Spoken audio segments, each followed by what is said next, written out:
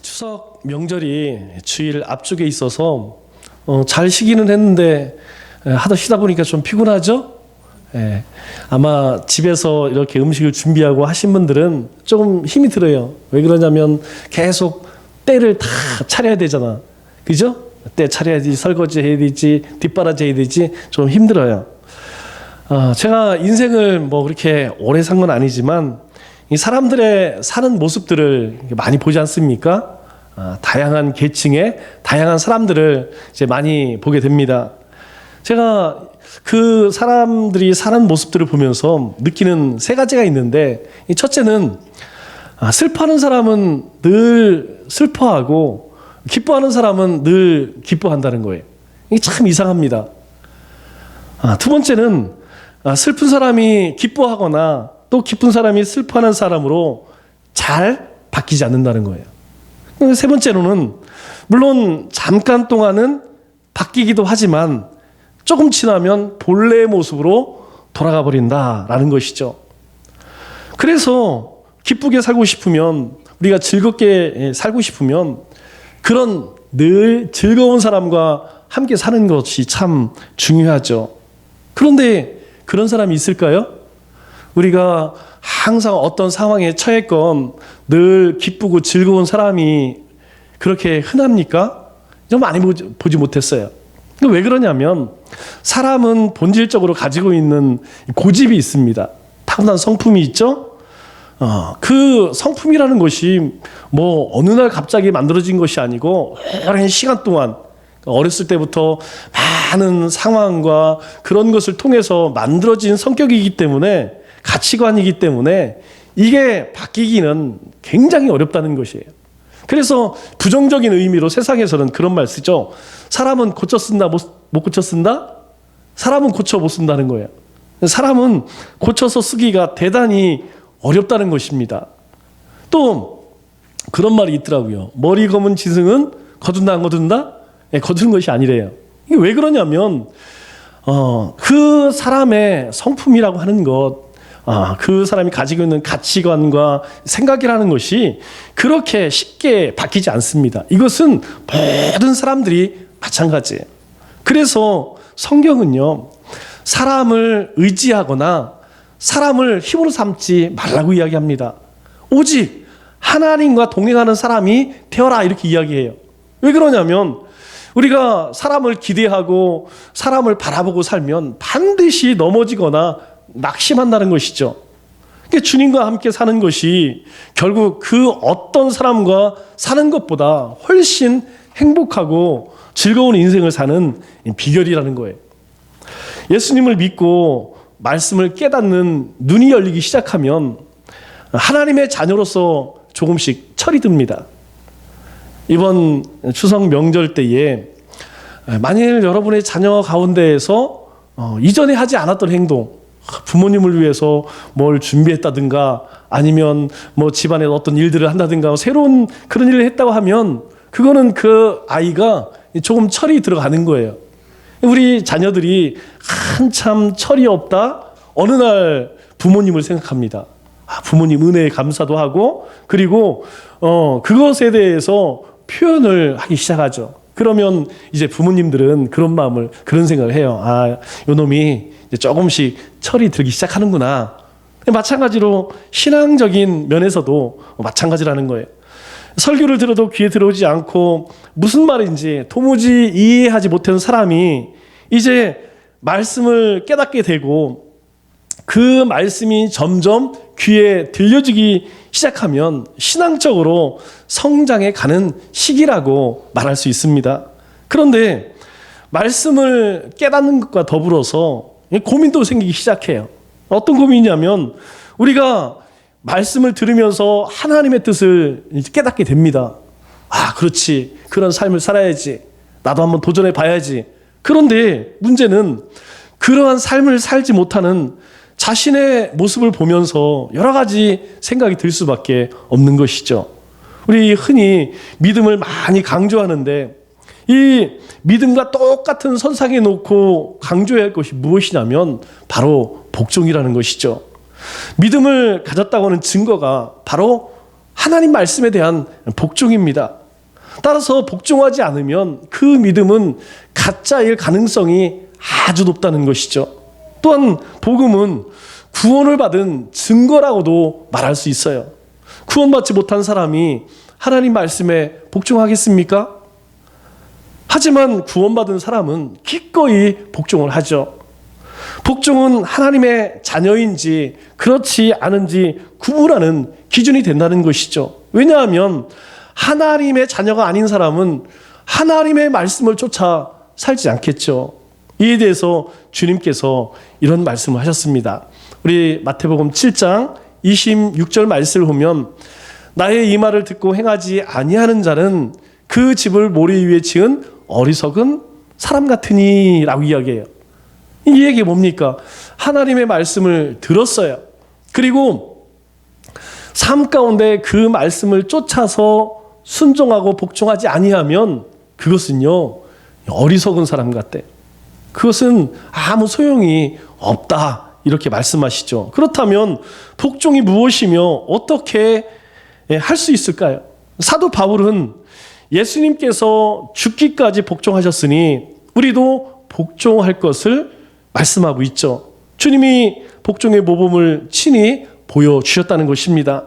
빌립보서 2장 8절에 이렇게 말씀하시죠. 사람의 모양으로 나타나사 자기를 낮추시고 죽기까지 복종하셨으니 곧 십자가에 죽으심이라. 주님이 이야기하시는 거예요. 예수님께서 사람으로 성육신하셨다는 것이죠.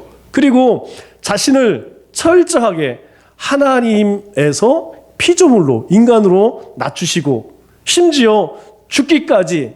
그런데 그 십자가에서 죽으시는 것이 예수님의 뜻이 아니었어요.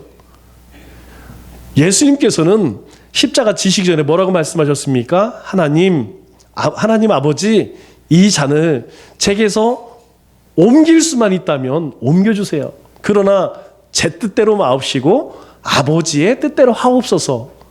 이렇게 기도하는 이유가 뭐예요? 예수님은 십자가 안 지고 싶었지만 하나님께서 그것을 원하셨기 때문에 기꺼이 예수님께서 복종하셨다는 것이죠. 오늘 본문 말씀을 보면 그러므로라는 말씀으로 시작을 합니다. 이것은 우리에게 아주 중요한 메시지를 던져주고 있는 것이죠. 왜 그렇습니까? 앞에서 어떤 이야기를 했는데 그 말씀을 이어서 이제 우리가 어떻게 살아야 하는가에 대해서 말씀하고 있어요. 즉 예수님께서 십자가에서 죽기까지 하나님 뜻에 복종하여 그렇게 행하셨다면 예수님을 따르는 우리는 어떻게 해야 하느냐, 그것을 말씀하고 계신 것이죠. 그러면 항상 복종하여 두렵고 떨림으로 너희 구원을 이루라. 이 말씀은 어떤 뜻일까요? 우리가 하나님 나라에 가는 날까지, 우리가 천국문을 들어갈 그날까지 날마다 부들부들 떨면서 조심하고 선행하면서 하나님 앞에 공로를 세워야 하나님 나라에 갈 수 있다, 이런 말일까요? 그런 말 아니죠. 하나님은 그러한 삶을 살기 원하십니다. 우리가 하나님 앞에서 두렵고 떨리는 마음으로 살아야 되지만 우리가 하나님이 주시는 평안을 누리며 살기를 원하신다는 것이죠. 그래서 이 말은 어떤 의미냐면 신앙의 성숙한 인격을 갖추라는 말입니다.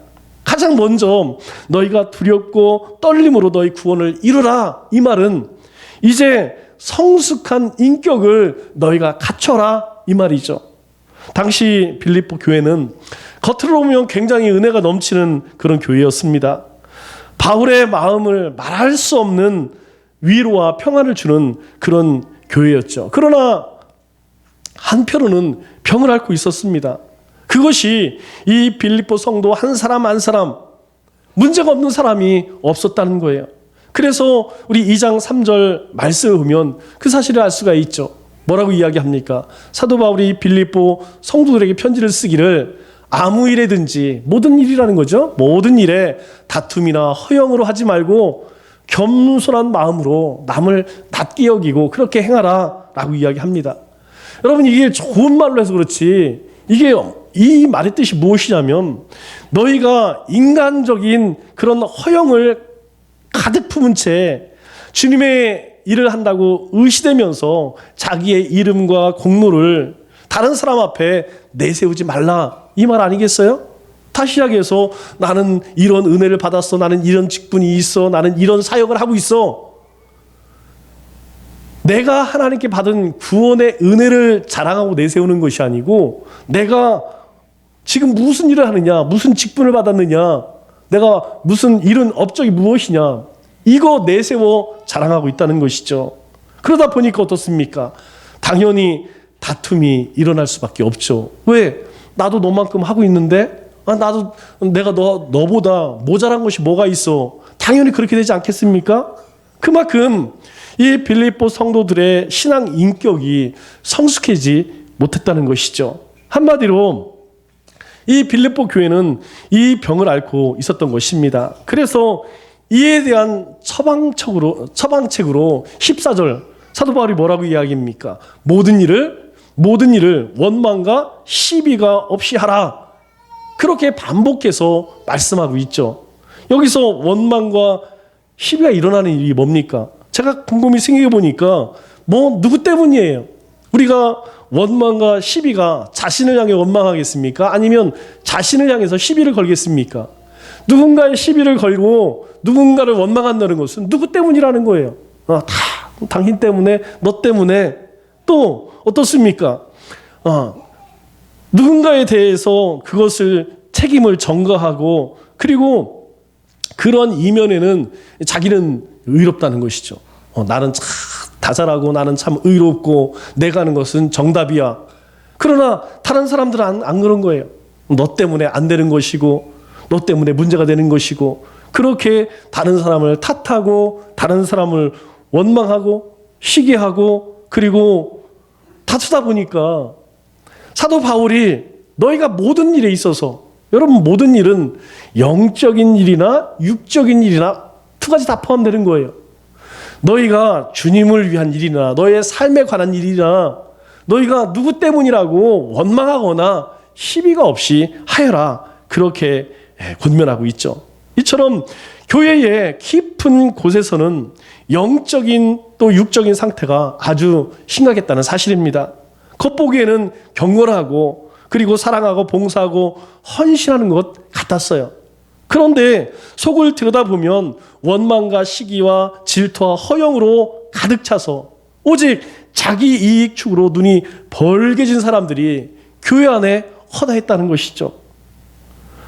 여러분, 왜 이런 현상이 일어날까요? 제가 그런 일들의 과정을 이렇게 살펴보면 그런 것 같아요. 우리가 본질을 잃게 되면, 우리가 사명을 잃게 되면 신앙의 방향을 잃어버릴 때가 참 많습니다. 여러분, 우리 신앙의 본질은 무엇입니까? 예수 그리스도 아니에요? 우리가 예수님 때문에 이 자리에 나왔고 예수님을 예배하는 것이고 그 진리를 위해서 살아가는 것이 우리 신앙의 본질입니다. 그리고 우리의 사명이 무엇입니까? 그 진리를 지키고 가르치고 전하는 것, 그것이 우리의 삶의 사명이잖아요. 그런데 이것이 불분명해질 때, 예수님의 이름보다 내 이름이 좀 드러내고 싶어지면 이런 문제들이 우리 안에서 생겨지는 것 같아요. 그래서 두렵고 떨림으로 너희 구원을 이루라 하는 말은 신앙의 철이 안 든 이 병든 인격을 너희가 빨리 성숙시켜라. 너희가 예수님 안에서 예수님을 본받아서 예수님처럼 그러한 삶을 살라라고 말씀하시는 것이죠. 여기 이루라라고 하는 말은 그 자체로 아주 중요한 의미가 있습니다. 왜냐하면 이루라라는 말은 현재 진행 동사를 씁니다. 현재 진행 동사를 쓴다는 말은 한 번 하고 끝나는 것이 아니에요. 한 번 했다고 지나가는 것이 아니라 세상이 끝나는 날까지, 주님 앞에 가는 그날까지 너희가 노력하고 또 노력해야 한다라고 하는 말이죠. 한 번 은혜를 받아서 가슴이 뜨거워졌다고 해서 예수님처럼 거룩해지고 모든 면에서 결함이 없어지는 것이 아니라는 것입니다. 그래서 우리가 날마다 노력해야만 신앙의 성장, 성숙을 갖출 수 있다는 거예요. 신앙 인격이 일정 수준에 이른다는 것은 여러분 그렇게 쉬운 일이 아닙니다. 우리가 날마다 몸부림치지 않으면 여러분 우리 신앙이요 쉽게 그렇게 저절로 성장하지 않는다는 거예요. 여러분 어느 정도까지는 성장합니다. 왜냐하면 아무것도 없으니까. 우리가 예수님을 처음 믿을 때는 아무것도 모르니까 그냥 듣는 모든 것이 새롭죠. 그래서 어느 수준까지는 빠르게 성장을 해요. 그런데 어느 수준에 이르게 되면 여러분 그 수준으로 살아가는 사람들이 굉장히 많습니다. 여러분 우리가 왜 매일 큐티를 하죠? 여러분 왜 우리가 매일 기도를 하죠? 그것은 다름이 아니에요. 우리가 그 말씀을 묵상하고 그 말씀을 읽고 그 말씀 속에서 하나님의 살아 역사하심을 경험할 수 있다는 거예요. 그럴 때에 우리가 조금씩 그 일정 수준에서 조금씩 더 깊이 복음을 깨닫게 되죠. 그 복음을 깨닫게 되면 우리의 신앙이 성장하는 거예요. 제가 거의 매일은 아니어도 일주일에 한두 번은 우리 큐티 댓글을 꼭 읽습니다. 제가 그 댓글을 읽으면서 굉장히 많은 은혜를 받아요. 특별히 최근에 우리 장로님 한 분이 열심히 댓글을 달으세요. 제가 그걸 읽으면서 참 은혜를 많이 받습니다. 왜 그래요? 여러분 그 댓글은 그런 거예요. 내가 오늘 본문 말씀을 읽으면서 하나님이 내 가슴에 탁 꼽아놓은 말씀인 것이죠. 여러분 그 하나님의 말씀이 내 마음에 박혀질 때에 우리는요 인격적인 변화가 일어나는 것이고 인격적인 성장이 일어나는 것입니다. 여러분 성경을 읽으시면서 무엇을 경험하십니까? 저는요 여러분들과 같이 요즘에 출애굽기 오늘이 마지막이죠. 출애굽기 읽고 또 잠언서를 쓰면서 참 이상한 게 무엇이면 성경은 늘 읽고 늘 묵상하고 하던 말씀인데 읽을 때마다 새로운 걸 느껴요. 읽을 때마다 새로운 나의 모습을 보게 하시고 새로운 것을 결단하게 하십니다. 왜 그래요? 그렇게 하나님 말씀 앞에 서면 우리로 하여금 날마다 두렵고 떨리는 마음으로 그렇게 하나님이 우리에게 베푸신 구원받은 자로서 합당한 삶을 어떻게 살아야 할 것인지 그것에 대해서 고민하게 하신다는 것이죠. 그게 무엇입니까? 그런 과정을 통하여서 우리가 조금씩 성장하는 거 아니에요? 우리 아이들도 보면 이 성장통이라는 것이 있더라고요. 우리가 주일학교 아이 때 또 중고등부 때에 그 가운데에서 특별히 사춘기라고 이야기하죠. 그것이 무엇입니까? 이 성장통 아니겠어요? 청년이 되어서도 마찬가지고 중년, 장년 그리고 노년이 돼서도 마찬가지예요. 우리가 노년이 되면 모든 것을 다 통달할 것 같지만 사실은 그렇지가 않습니다. 그때에 또 깨닫는 것이 있고 또 배우는 것들이 있어요. 그러면서 어떻게 되죠? 이제 인격의 성숙함을 누리게 되는 것이에요. 두 번째로 값없이 믿음으로 얻은 구원을 너희가 천국에 갈 때까지 잘 간직하라는 것입니다. 우리가 예수님을 믿음으로써 이미 구원을 받았습니까? 아니면 받을 것인가요? 여러분 참 애매한 질문이지만 둘 다 맞습니다. 우리가 믿음으로 주님께서 우리에게 주신 약속이 있어요. 주 예수를 믿으라 그리하면 너와 내 집이 구원을 얻으리라. 우리는 예수님을 믿음으로 인하여서 이미 우리는 구원을 받았습니다. 그런데 우리가 아직 천국에 가지는 않았잖아요. 아직 이 땅 가운데 하나님의 백성이라고 하는 이름으로 살아가고 있습니다. 그래서 구원을 받을 사람이라는 것이죠. 그래서 우리는 이미 구원을 받았고 그리고 그 구원을 받을 사람들이라는 것입니다. 예수님을 믿으면 이미 구원받은 하나님의 자녀라는 것을 분명히 믿는 믿음이 있어요. 오직 믿음으로 그 어떤 공로 없이 질그릇 같은 나에게 하나님께서 안겨주신 구원이기 때문에 그것이 값지고 귀한 선물이라는 것을 깨닫게 됩니다. 즉 구원을 이루라 라고 하는 말은 이 소중한 것을 천국에 가는 날까지 잃어버리지 않도록 굳게 붙들고 그것을 지키라라는 말씀이죠. 여러분, 신약에서는 은혜라는 말을, 구약에서는 무슨 말로 쓰죠?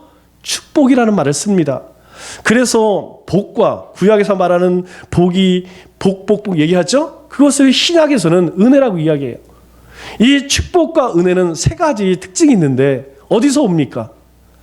하늘로부터 온다는 거예요. 하나님으로부터 온다는 거예요. 누구에게 옵니까? 나에게 온다는 것이죠. 대가가 있나요? 값없이 주어진다는 것이에요.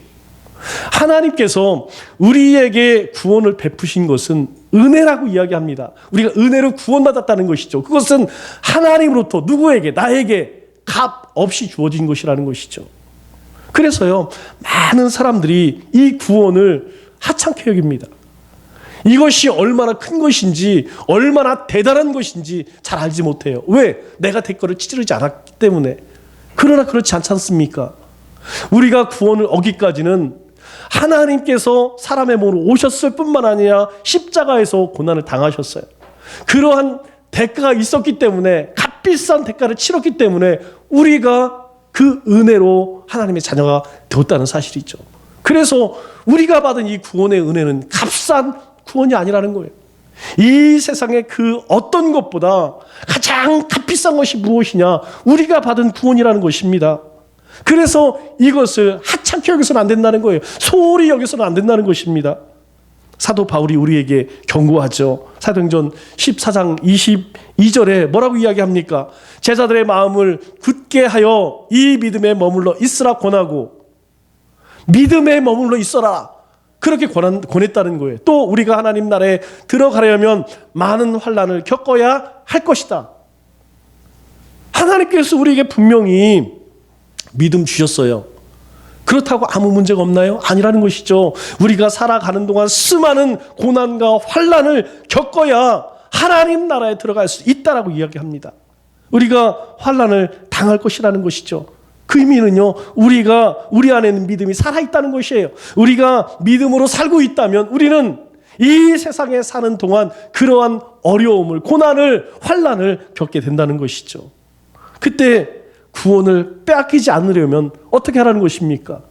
두렵고 떨림으로 너희가 노력을 해야 한다, 힘써야 한다, 그렇게 말씀하고 있는 것이죠. 예수님의 비유를 보면 예수님의 비유 가운데 희한하게 그런 것이 있어요.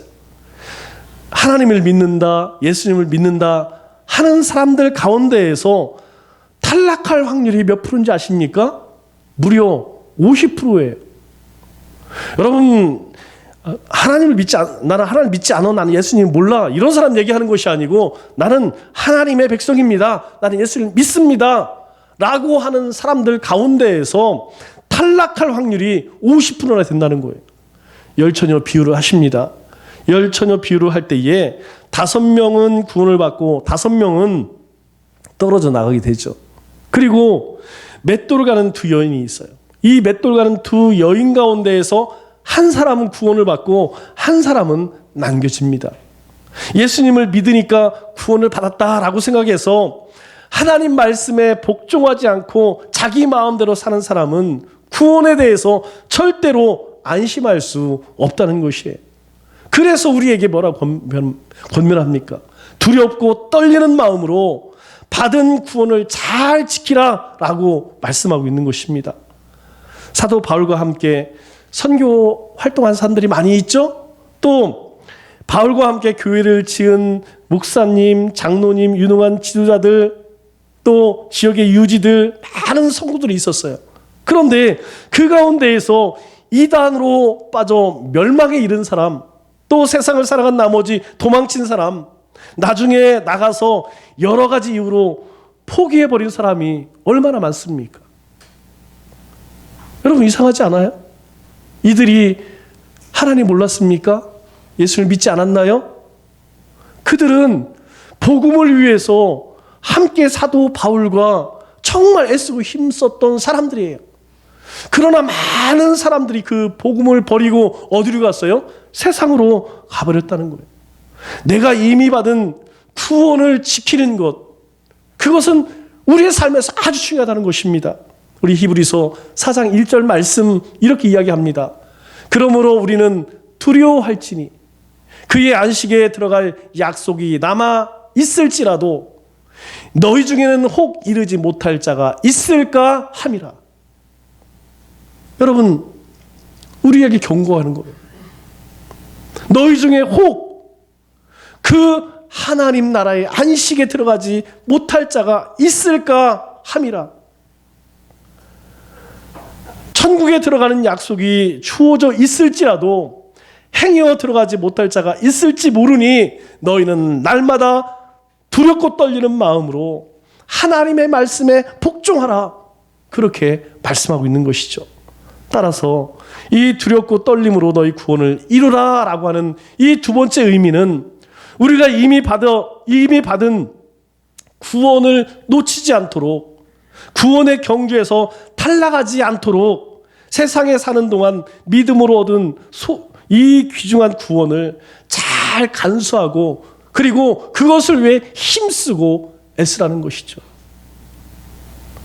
이를 위해서 우리가 해야 할 것이 무엇입니까? 오늘 우리에게 복종하라고 말씀합니다. 하나님의 말씀에 복종해야만 이 두 가지가 가능하다는 거예요. 무엇입니까? 하나님의 자녀로서 성숙된 인격을 가질 수 있고 하나님이 우리에게 주신 그 구원을 우리가 이룰 수 있다라고 말씀하는 것이죠. 하지만 여러분, 사람은 예수님처럼 하나님 말씀 앞에 죽기까지 복종하는 것이 쉽지 않기 때문에 좌절할 수밖에 없어요. 그래서 하나님 앞에 엎드리라고 말씀하죠. 너희가 힘에 부치면, 너희 능으로 안 되면, 너희 힘으로 안 되면 주님을 의지하라는 거예요. 주님을 바라보라는 것이에요. 이처럼 어려운 복종의 문제를 하나님께서 우리에게 명령하시는 이유가 무엇입니까? 또 왜 그렇게 무조건 복종하라고 말씀하시는 걸까요? 그리고 가능하지 않은 일을 하나님께서 우리에게 명령하시는 이유가 무엇입니까? 이에 대해서 우리 13절에 이렇게 말씀을 합니다.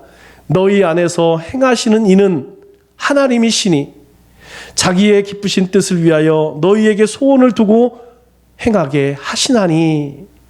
여러분, 이 말씀을 우리가 잘 기억해야 돼요.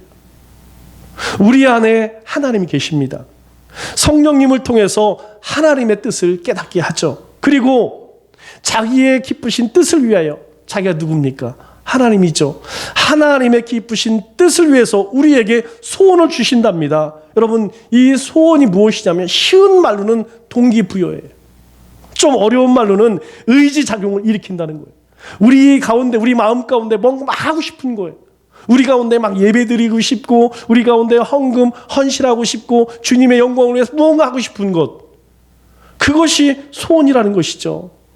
이제 내가 예수님을 믿었으니 하나님의 뜻에 복종하고 살자라고 하는 그 마음이, 그 소원이 우리의 마음속에서 자꾸 일어나도록 하신다는 거예요. 누가? 하나님께서요. 하나님께서 우리에게 소망을 주시고 그리고 이제 네가 알아서 해. 그러지 않는다는 거예요. 뿐만 아니라 하나님께서 우리에게 그런 동기를, 우리에게 그런 의지를 주실 뿐만 아니라 그것을 행할 수 있는 능력도 주신다는 것입니다. 그래서 뭐라고 이야기해요? 너희 안에서 행하게 하시는 이는, 하반절에 또 소원을 두고 행하게 하시나니. 우리 안에 그런 소원을 주시는 분도 하나님이시고 그것을 이루시는 분도 누구라는 거예요? 하나님이시라는 거예요. 결국 우리의 삶 가운데에 역사하시는 것은 누구냐? 하나님이 하신다는 것이죠. 우리가 어떻게 복종할 수 있느냐? 어떻게 하나님 말씀을 쫓아 살 수 있느냐? 우리 안에 하나님께서 힘을 공급하시고 우리에게 에너지를 공급하신다는 거예요. 이 표현은 신약 성경 가운데 20번 정도 나온다고 합니다. 그런데 그 가운데 18번을 사도 바울이 이 말을 사용해요. 우리 이사야 40장 29절 말씀을 보면 이렇게 이야기합니다. 피곤한 자에게는 능력을 주시며 무능한 자에게는 힘을 더하시나니. 여기서 피곤한 자가 누굽니까? 여기서 무능한 자가 누구예요? 우리 아닙니까? 우리는 다 하나님의 은혜를 구원받았다는 사실을 알아요.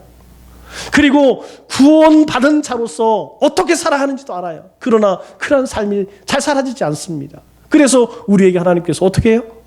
우리 가운데 행하시는 이도 행하게 하는 그 소원을 주시는 이도 하나님이시래요. 왜요? 우리가 피곤한 자이기 때문에, 우리가 무능한 자이기 때문에. 우리에게 무엇을 주신다고 말씀합니까? 바로 하나님께서 친히 이 땅에 오셔서 그 핏값으로 산 우리에게 하나님께서 친히 힘과 능력을 주시겠다고 말씀해요. 그러므로 이 말씀은 예수님께서 내 안에 성령을 통해 내주하시면서 나로 하여금 하나님 앞에 복종하며 살고자 하는 그 소원을 일으키신다는 것이죠. 그 소원에 따라서 복종할 수 있도록 하나님께서는 우리에게 힘과 능력을 공급해 주신다는 것입니다. 하나님께서는 우리의 본성을 잘 아시죠. 여러분, 사람도 이제 10월이니까 이제 만 3년이 됐죠? 제가 만 3년 되니까 뭐 제가 다 알지는 못해도 대충은 알 수 있는 것 같아요. 뭐 우리 성도님들 많이 있지 않으니까. 여러분, 하물며 우리를 지으신 하나님께서 우리를 모르실까요? 우리의 본성을, 우리의 본질을 너무나 잘 아십니다. 그래서 하나님께서는요, 우리가 하기 싫은 일을 억지로 시키지 않으시고 소원하는 마음부터 주신다는 거예요. 우리에게 하나님께서 먼저 은혜를 베풀어 주셔서 사모하는 마음을, 갈급한 마음을 주신다는 거예요. 그래서 하나님은 모든 일을 합력하여 어떻게 하신다고요? 선을 이루신다는 겁니다. 하나님께서 우리에게 그 마음을 주셔서 우리와 함께 합력하여서 선을 이루신다는 거예요. 말씀을 맺도록 하겠습니다. 우리 성도님들은 지금 능력을 공급해 주시는 하나님을 경험하고 계신가요? 하나님께서는 우리가 순종하려고 할 때 능력을 주신다고 말씀합니다. 하나님은 나를 강제로 끌고 가시는 분이 아닙니다. 하나님은 무조건 명령하고 안 되는 일을 하라고 하는 그런 분이 아니라는 것이죠. 우리 아버지 되시는 나의 하나님은 내 마음을 변화시키며 나에게 순종할 수 있도록 계속해서 힘을 주시고 능력을 공급해 주시는 분입니다. 그렇다면 우리가 이 시대에 어떻게 살아가야 할까요? 에베소서 5장 16절 말씀을 보니까 이렇게 이야기합니다. 세월을 아끼라, 때가 악하니라. 여러분, 한번 말씀드렸죠. 세월을 아끼라는 것은 무엇입니까? 세월을 구원하라, 세월을 구속하라는 거예요. 여러분, 그냥 시간을 흘려보내는 것이 아니고 그 시간을 붙잡아라 라는 것이죠. 이 한 주도 하나님 앞에 전심을 다해 복종하여 두렵고 떨림으로 구원을 이루어 가시는 우리 믿음 거스들 다 되시기를 주님의 이름으로 축원합니다.